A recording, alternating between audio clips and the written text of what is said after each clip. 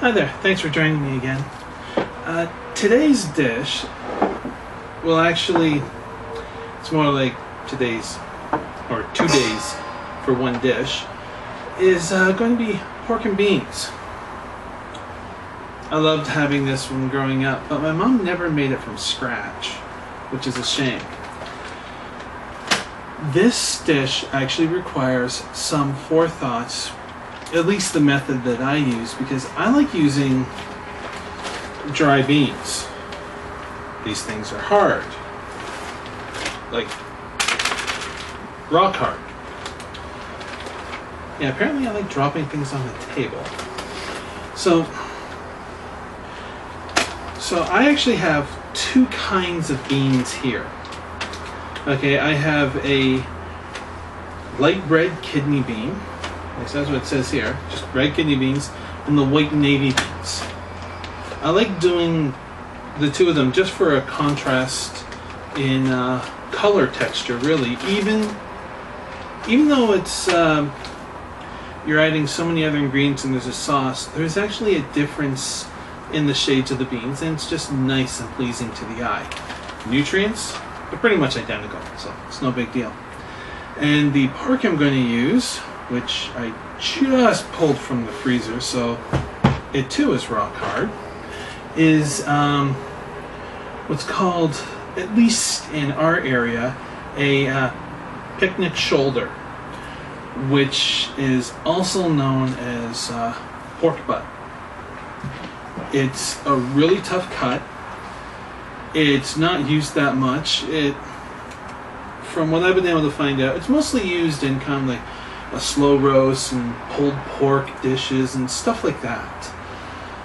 And so for a dish that you're going to be cooking for an extremely long time, this is going to be amazing because it's such a tough meat. It's filled with flavor. It's usually how it goes. The more tender the meat, the less flavor there is, generally speaking. So a very tough cut, like a picnic shoulder or pork butt, will give an awesome flavor to this. Also, this particular one happens to have bone in, which I plan to leave in the pot, which will give it even more flavor from the bone and the bone marrow that's in it. Now, I did mention that this dish requires some planning in advance, and that's because of these dried beans. I like to soak these, they suggest overnight, and I'm doing this much later in the evening than what I would like. It would have been better if I did this first thing in the morning so it had almost 24 hours to soak. But we're going to have to settle for what time we have, which is about 12 to 15 hours. I like having roughly 2 cups of each.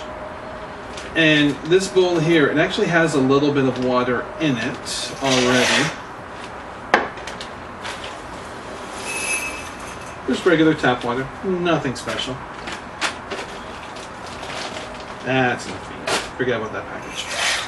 It's not a big deal. The measurements I give in my recipes are rough. I mean, you could add more or less, add more sauce or less sauce, depending upon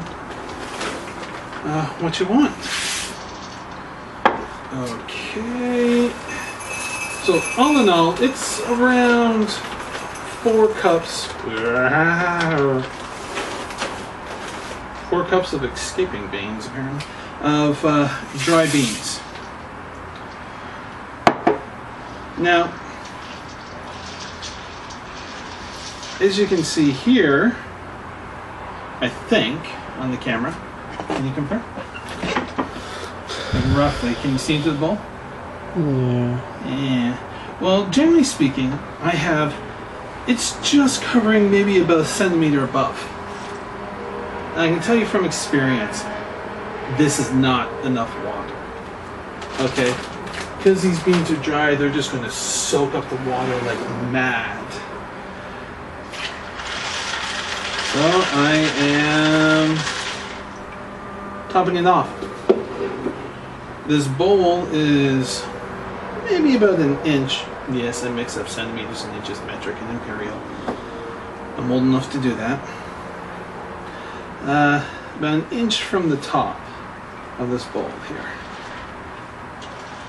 And that's it. This first step is done. Seriously. So I'm done for the night with the pork and beans. Now, tomorrow, not entirely sure what time. Hands a little wet. Not entirely sure what time I will be able to get this going, but I have a feeling it's going to be a very long time. From the past, I have to say, the way that I do this and the way that I cook it, you're looking at about 8 to 10 hours of a very slow simmering on the stove. But the time is so worth it for this dish. So we'll see you tomorrow when we get started with the next step. And we're gonna stop the video, and I'm actually going to move on to a different recipe. I'm going nuts tonight.